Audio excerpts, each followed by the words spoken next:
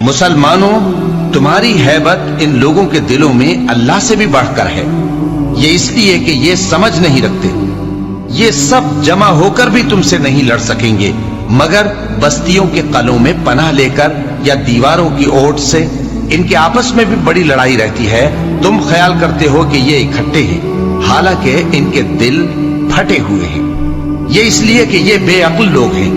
ان کا حال ان لوگوں کا سا ہے جو ان سے کچھ ہی پیشتر اپنے کرتوت کی سزا کا مزہ چکھ چکے ہیں، اور ان کے لیے دکھ دینے والا عذاب تیار ہے۔ منافقوں کی مثال شیطان کی سی ہے کہ انسان سے کہتا رہا کہ کافر ہو جا، پھر جب وہ کافر ہو گیا تو کہنے لگا کہ مجھے تجھ سے کچھ سروکار نہیں، مجھ کو تو اللہ رب العالمین سے ڈر لگتا ہے۔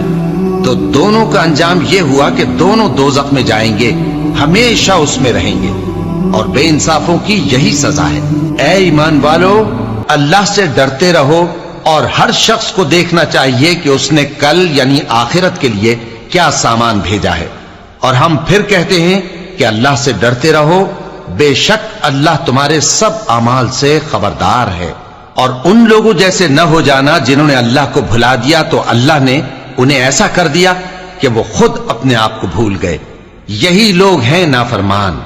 اہل دوزخ اور اہل بہشت برابر نہیں، اہل بہشت ہی کامیابی حاصل کرنے والے ہیں۔